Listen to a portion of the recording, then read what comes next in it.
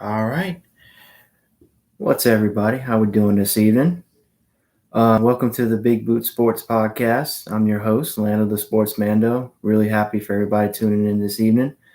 Um, I know it's gonna be a minute, but I know the LSU game is still going right now. Really hope they pull off the win. Right now they're up 3-0, and they're about to start the top of the ninth. And That's actually a good way to kick off our first topic for the day, which is college baseball. Obviously, the first round of the college baseball game started this past weekend on Friday and Saturday, June 16th and 17th. Um, of course, Oral Roberts played against TCU, won that first game. And then Florida wound up winning against Virginia. So Oral Roberts and Florida were to advance to the next round, and then Virginia and TCU had to get moved to the losers bracket. And then they had the two games the next day. It was Wake Forest and Stanford, and then obviously LSU and Tennessee. Wake Forest wind up winning the game against Stanford 3-2. They wound up coming back in the eighth inning to take the lead by one. That game was on an 88-minute weather delay, so there was definitely a lot of rest and time to prepare before resuming play. So then Wake Forest came up with a dub. Then obviously LSU and Tennessee played next. LSU wound up winning 6-3. That was a good game. Paul Skeens did Paul Skeens things. He killed it. He wound up pitching through 8 innings. LSU fans did get a scare though. When Austin Guidry came in for relief of Paul in the 8th inning, he gave up a 2-run homer, which wound up making it 5-3. So Tennessee was on the verge of coming back. However, when Riley Cooper came in the relief after Guidry, Riley Cooper was able to shut it down and maintain LSU's lead. So LSU wound up winning 6-3. That was a great game by Joe Bear hit a solo home run, and then Gavin Dugas hit the solo home run early in the game, which got us up 1-0. So then it was advancing to the second round of games, and then you had your elimination games. Florida was playing Oral Roberts. Florida wound up beating Oral Roberts by a score of 5-4. That game came really close. Oral Roberts had the bases loaded, and Florida was able to get out of that jam with bases loaded, and they held on to a 1-run lead. So right now they're currently 2-0. They have not lost yet. And then obviously then you had the elimination game between TCU and Virginia. TCU and Virginia. TCU wound up coming out the winner of that game. They won that game 3-1, 3-2, I believe. I know it was a 1-run game. It came close, but TCU held on. And then Oral Roberts had to play. TCU played Stanford, and Oral Roberts played Virginia. I'm sorry. So TCU eliminated Stanford. Oral Roberts played against Virginia. Oral Roberts wound up coming up with the win in that game. They won over Virginia 8-7. That was a tremendous game to watch. A lot of these games are coming down to 1-run games. Those are the exciting games you love to see. So Oral Roberts was able to keep their season alive. Unfortunately, though, they did get eliminated today by TCU. Yeah, so they moved on. TCU and Oral Roberts played each other, and then obviously LSU and Tennessee played today to keep their seasons alive. TCU won over Oral Roberts earlier today, so they have to go and play Florida tomorrow. But unfortunately, though, in order for them to advance, they would have to beat Florida twice because Florida has not lost a game yet. It's a double elimination tournament, so hey, a lot more baseball to come ahead if TCU can hold on. But we'll see with that one. Um, and obviously LSU is playing Tennessee right now. They're in the top of the ninth inning. LSU is up at the plate, I believe. LSU is currently up 3-0. Um, after watching that game so far, Mattenhouse, Mattenhouse he did a tremendous job. He came in, did his job, kept his team in the game.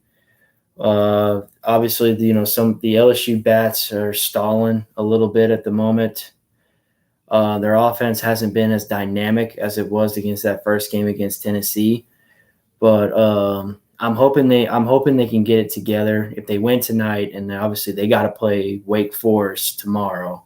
If they want to advance to the final, they have to beat Wake Forest twice, which is going to be a tough task because Wake Forest is killing it right now. I mean, they are the number one seed in the tournament, so it's going to be hard to knock off the number one seed. But I do believe LSU could pull it off if they can get their offense together. Ooh, sorry, y'all. So yeah, LSU and yeah, I mean, just watching the game against Wake Forest yesterday, they were very stagnant. I mean, they could not get the bats going at all. They were struggling. I mean, you know, Gavin Dugas wasn't doing great. Dylan Cruz couldn't really do much. I mean, LSU almost broke it away in the eighth inning, but unfortunately, Trey Morgan got thrown out at home plate by a very close, controversial call at home plate. I don't know, audience. I'm gonna let you decide on that. What you think about that? That that was very that was very close. I honestly, personally thought that he missed him, but obviously they didn't have really enough conclusive evidence to overturn it. So the call just stood as it was. I mean, they didn't really have enough evidence to change it. Um, but I mean, it's good to see the LSU boys winning tonight if they can hold on the lead, which I'm sure they will. I mean, they usually do pretty well closing out games like this. But yeah, it's going to be tough for the boys to play against. They're going to have to have their A game on against Wake Forest because Wake Forest is the top dog right now. Obviously, if you beat them twice, you make it to the College World Series final, and then you'll have to play either Florida or TCU.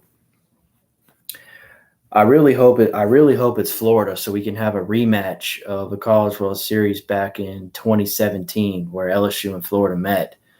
We had Kramer Robertson and a couple other good players. And Florida wound up winning the series all the way, and they were national champions that year. So I would definitely love to see that rematch. But guys, I'm gonna leave y'all. Ask y'all a quick question. So do you think TCU have a chance against Florida tomorrow, or if they can keep the series going, they'll have to play Wednesday and Thursday. If they can win tomorrow's game, but do you think TCU will win, or will Florida win that series? And then obviously LSU will play Wake Forest. And who do y'all think will come out on top of that series, LSU or Wake Forest? Like I said, I'm gonna be watching both games closely.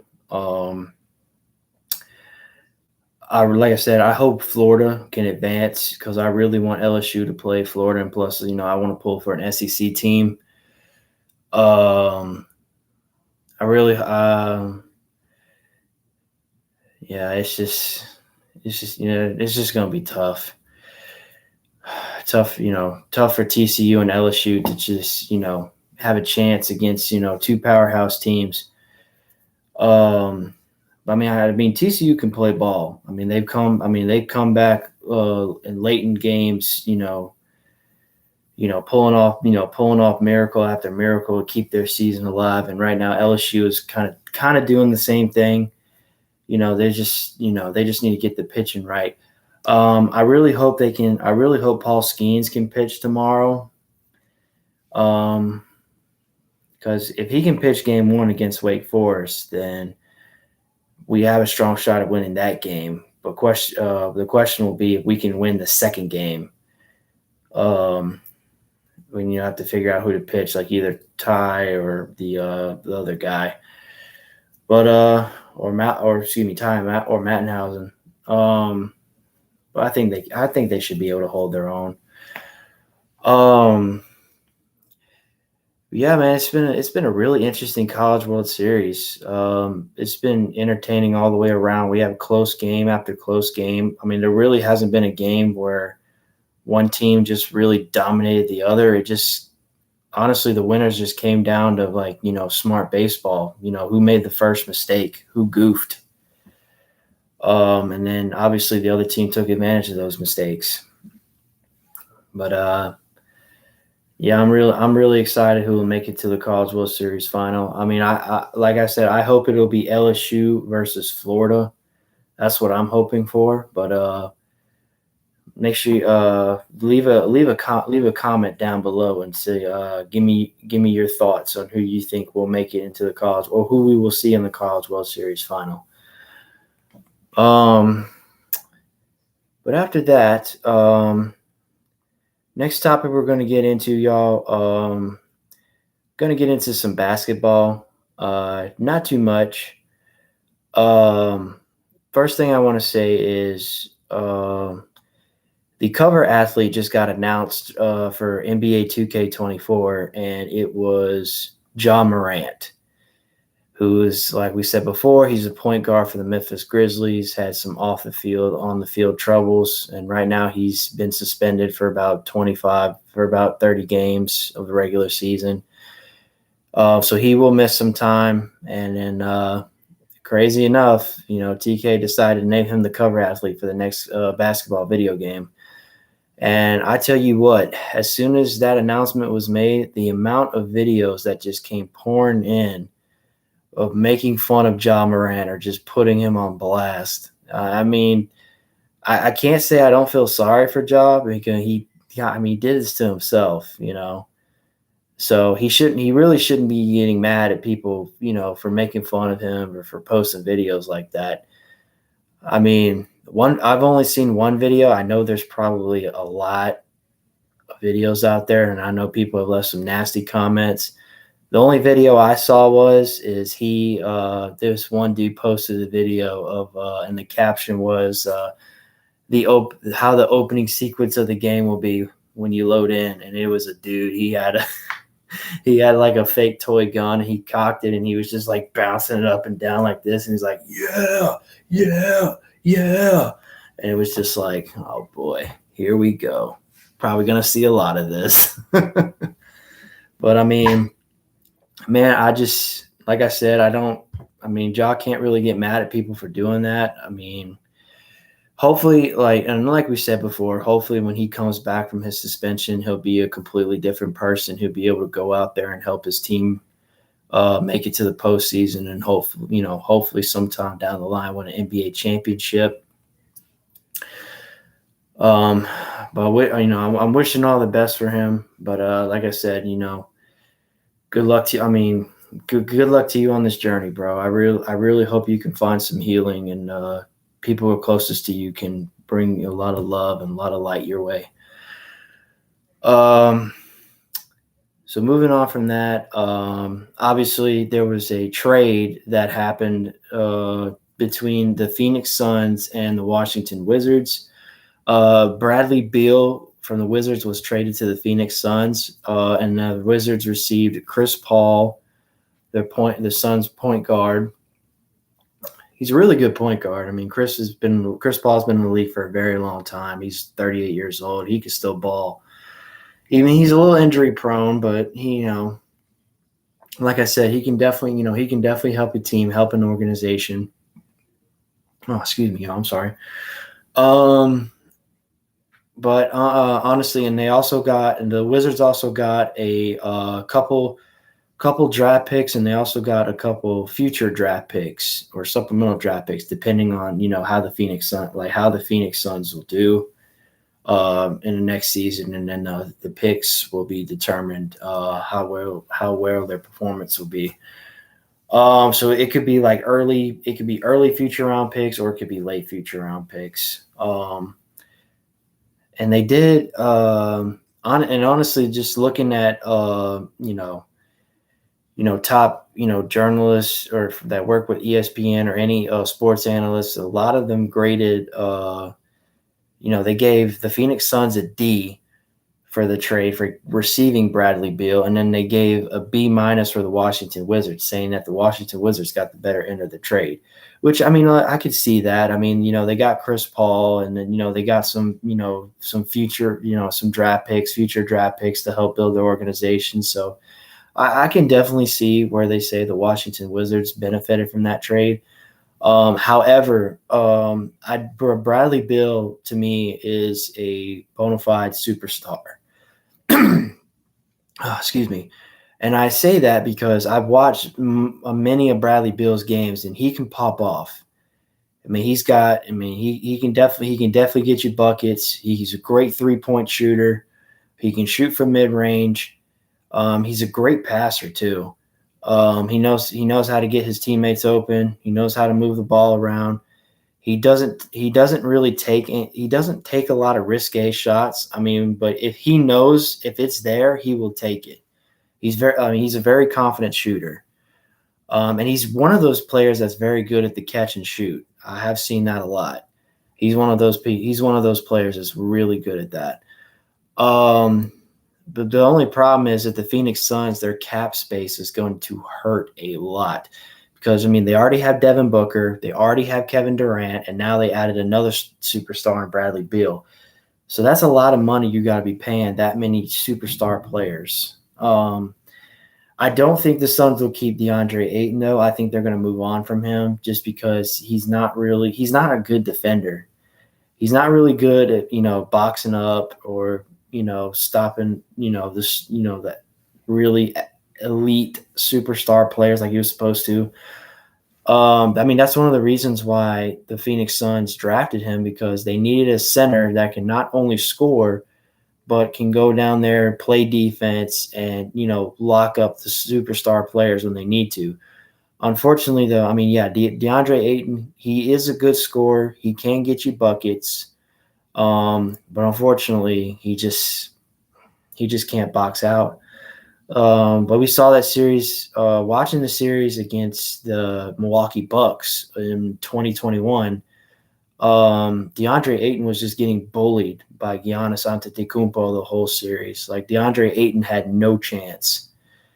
Like, Giannis did whatever he wanted with DeAndre Ayton. It was honestly comical. Like, you think Giannis was basically saying, like, oh, you think you can guard me by yourself? Okay, watch this. Hold my beer. Pretty much what Giannis said, and then you saw the end result. The Milwaukee Bucks winning their first championship, and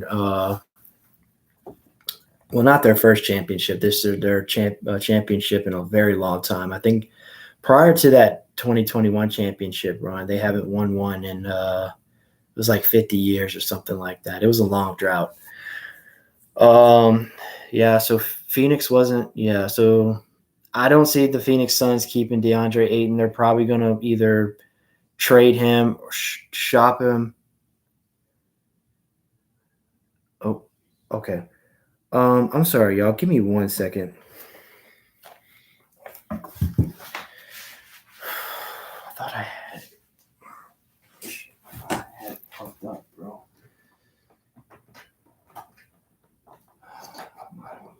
Yep, that's right.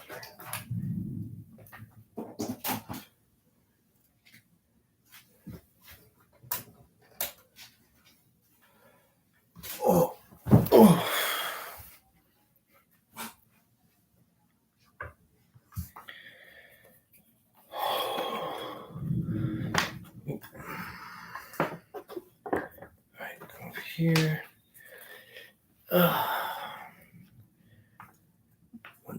Okay. All right. Sorry about that, y'all. Had to replace my equipment real quick, or just change it out. But no, like I was saying, I just don't think that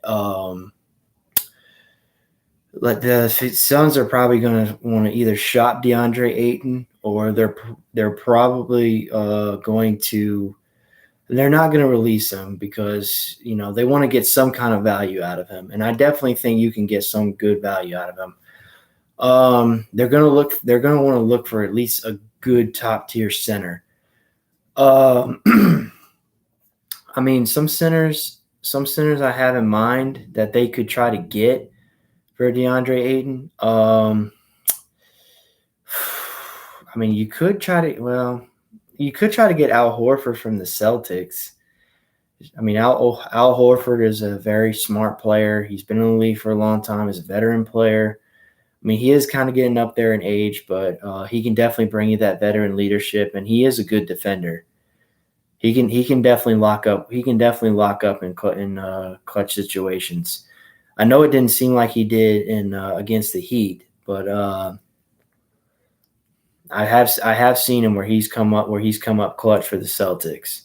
I mean, that's one of the few options. I mean, just wherever the Celtics want to look, but they're gonna want to try to get some kind of value for DeAndre Ayton, I will say. But yeah, guys. Next thing we're gonna go on. Oh wait, I just got an alert. On my phone. I think the game is over between LSU and Tennessee. Let's see. Nice. LSU was able to walk with the W. Nice. Dylan Cruz hits a 2-run homer in the late innings. LSU wins 5-0. So Tennessee's been eliminated. So now it'll be LSU and Wake Forest tomorrow night. Should be a good game. Hopefully, I'm hoping LSU can beat Wake Forest twice. Yeah, guys, that's all I have for basketball at the moment. I will have a full podcast this Thursday night. We'll have 6 total people. I'm very excited about it. Should be fun. There's going to be a lot of interesting topics we'll go through. Obviously, we'll go through a couple games as well. I do want to say that the reason I'm doing a solo live stream tonight is just because we had some bad inclement weather in the area I live in, and I didn't want my good friends to drive through that and having to risk their well, not their lives, but just to risk their safety of just coming on the podcast tonight. So I'm just decided to do this solo tonight. But this won't be a long show tonight. I'm just going over a couple certain topics. I'm about to get into football momentarily. Give me 1 second.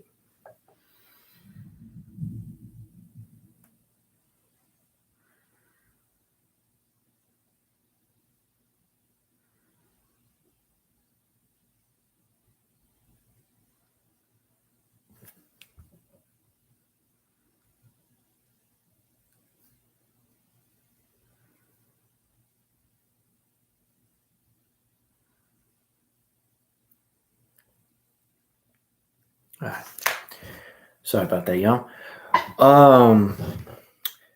So just going over the one topic I wanted to talk about was I did see that LSU did they're doing a great job in recruiting. I did see that they're trying to get a really good edge rusher or pass rusher, defensive end. I want to say his name. He's one of the top recruits in the in the nation.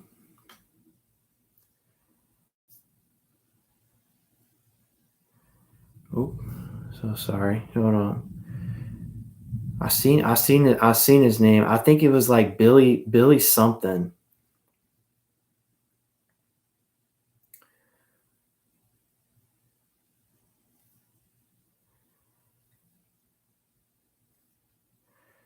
Let's see. Yes. So let's see here. Yep.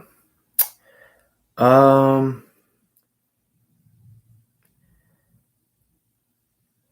Okay. I saw his name somewhere, but anyway, I'm gonna come back to that. I'm gonna come back to that in a second. Um. Go to the NFL for a little bit. So unfortunately, some sad news happened this weekend. So Ray Lewis, former NFL player, played for the Baltimore Ravens. His son, Ray Lewis III, unfortunately passed away. You know, God bless his soul. Unfortunately, he was in his, you know, his cause of death was drug overdose, and that's really sad to hear because it was, I mean, first it was his oldest son, and then Ray, just as a father, you hate to see that with any of your children. That's like a parent's worst nightmare is seeing their children, just die before them or right in front of them, and then you have to bury them. I mean, as the saying goes, children are supposed to bury their parents, not the other way around. Parents are not supposed to bury their children because parents are supposed to see their children grow. But I really hope the best for Ray. I hope my condolences for him and his family. And best, I really best of luck to y'all, man, and give you all the love, support, man. Absolutely. But Ray Lewis was played in the National Football League for 18 years. He was a middle linebacker, played his whole career for the Baltimore Ravens. He's absolutely loved in Baltimore.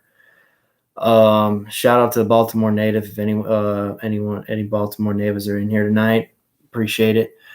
And thank you, audience, for watching, tuning in tonight. Make sure you leave a like, comment, and subscribe to your boy if you haven't already done that.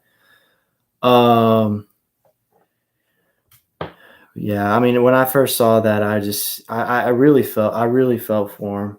But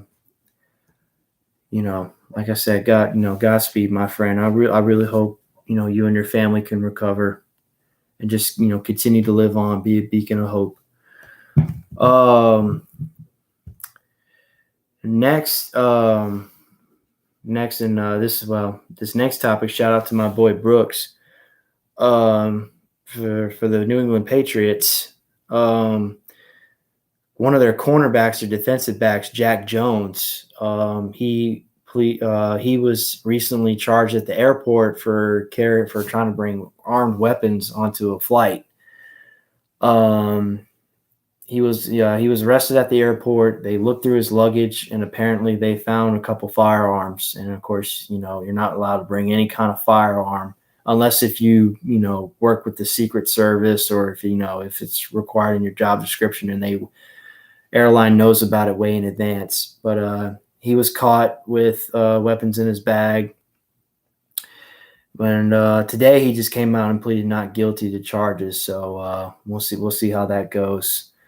Hopefully it won't really be too detrimental to the team, to the Patriots.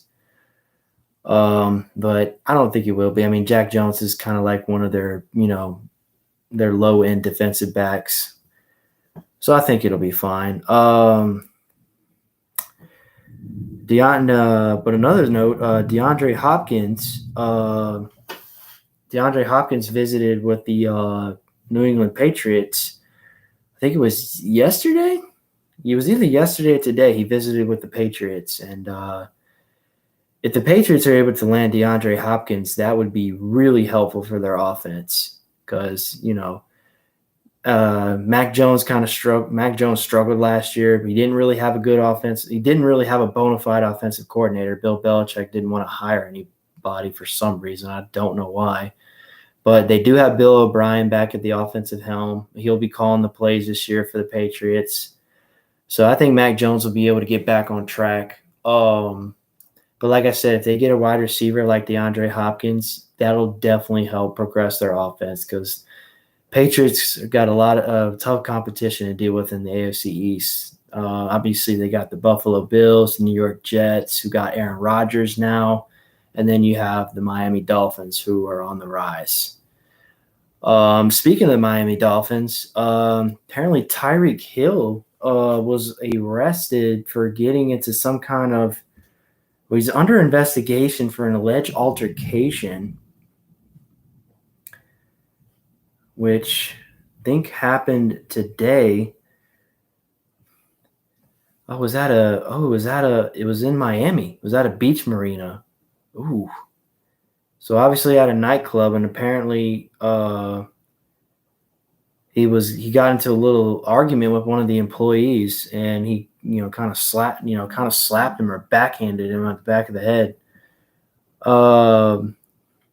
But they haven't really given out any details yet. But hopefully that won't be too harmful for Tyreek Hill. He's one of the best wide receivers in the National Football League right now. Honestly, he was with the Kansas City Chiefs for most of his career so far. Honestly, a lot of people thought that he wouldn't be the same receiver going to Miami because Tua is not really the quarterback as Patrick Mahomes is. But Tyreek Hill still had well over 1,000 receiving yards this year. So I give my props to him. He was able to get it done in Miami. But hopefully it won't be too detrimental for Tyreek Hill or the Miami Dolphins. But yeah, I want to let's see. All right, and then last but not least, one more topic I'm going to go over today, y'all. Well, actually, I got two more for football. The Buffalo Josh Allen has been named the cover athlete in Madden 24. It's been the first time that a Buffalo Bill player has made the cover of a Madden game, which is, that's incredible. Congrats to them. And apparently the intro video for Madden 24 was made and directed by the Buffalo Bill fans.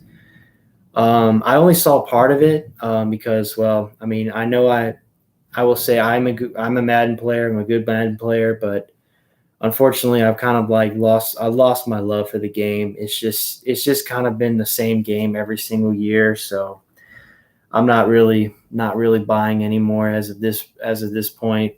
The series is just dying on me. Like, it's not really entertaining to me anymore. But hey, congrats to Josh Allen. He deserves it. He's one of the top quarterbacks in the National Football League. He just needs to get past. I know it's a lot of tough teams in the AFC, but he needs to get his team. I believe he can get his team to a Super Bowl. Like I said, it's difficult because there's a lot of talent in the AFC, but I believe they have the team, they have the roster, and he has the potential. I think he has good leader qualities. He just needs to take that next step, and I believe he has it in him.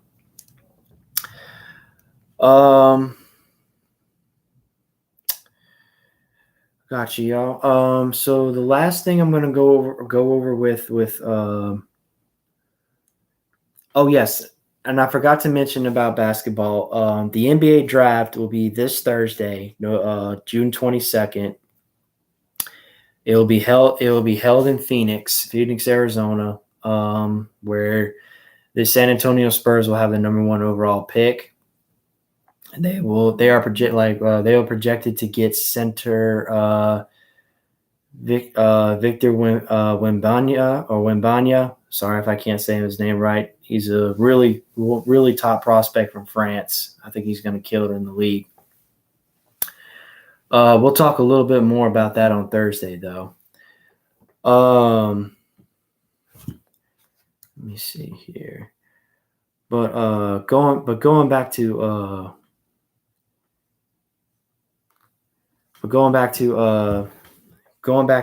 football.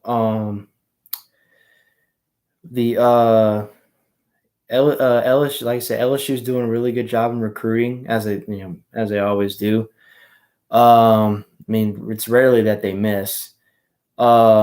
But they did. I think they finished their top 5 in recruiting right now. They are close to landing this edge rusher. I will say, I'm really excited for LSU season this year. I heard they got a really good defense. The offense is getting better. I really can't wait to see how Jaden Daniels has improved from last year to this year. LSU will open up the season against Florida State. We're hoping to right the wrong from last year where we lost by 1 point by getting the PAT blocked. So we're going to shout out to that. And I'm going to try to go to an LSU game this year. And if I can, I'll try to live stream it for everybody. But hey, more details are to come. But shout out to LSU tonight.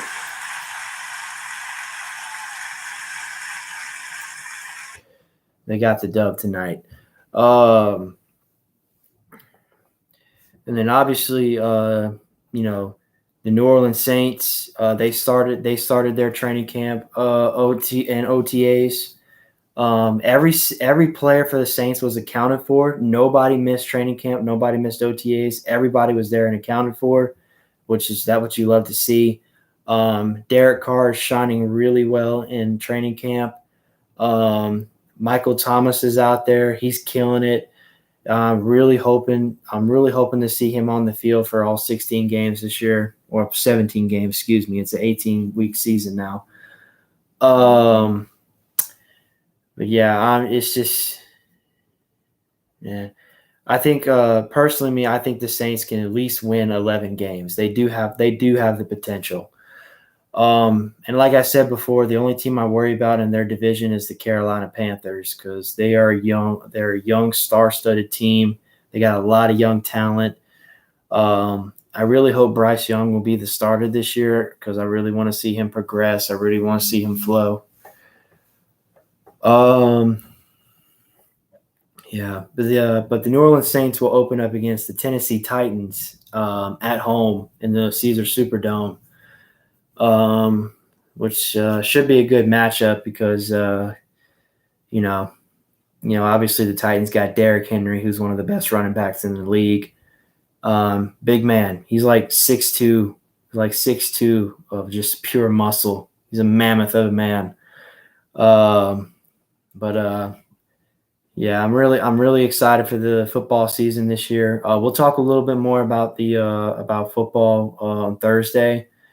Get a little more into that. And then I also want to give a quick shout out to the Las Vegas Golden Knights for hockey.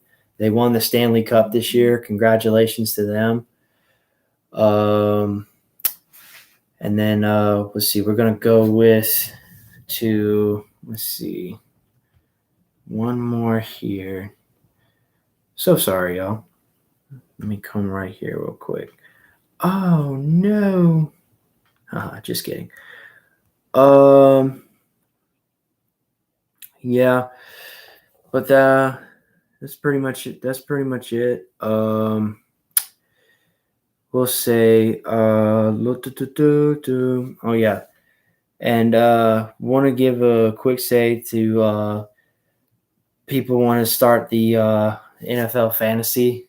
I know NFL fantasy is right around the corner. I'm gonna get. I usually am in like 2-3 leagues a year, mainly with like close friends or coworkers. course, I mean, that's always fun. It's always exciting. I mean, we have about either 10 or 12 man leagues.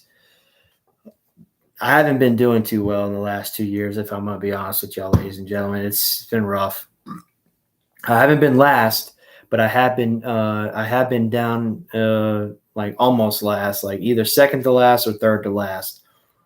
So it's been a little rough, but hopefully I can right the wrong this year. I'm really hoping. But I usually don't get mine started till right around August, till like the preseason's about to be over. Because you just want to make sure and be safe that none of the players you draft get hurt, or you wind up being screwed over later on. Yeah, I'm really excited for that part. Should be fun. Should be fun with all the homies, all the good friends I have. Yeah, y'all. This, like I said,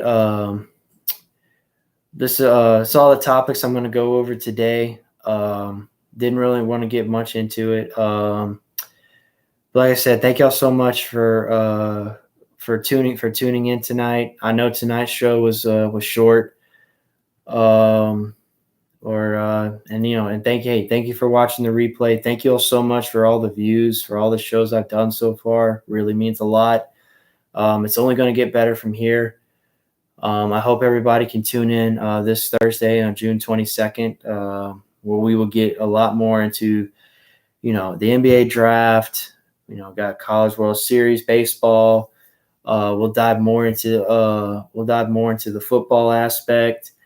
And then we'll also go over a little more UFC, and hey, we might talk a little bit of soccer. You never know.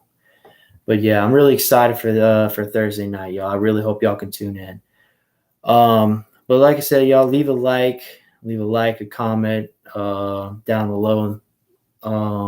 Make sure you subscribe to Big Boot Sports Podcast if you haven't already. I always appreciate the love and support. But y'all, I hope y'all have a wonderful night, y'all, and I will catch y'all Thursday. Later.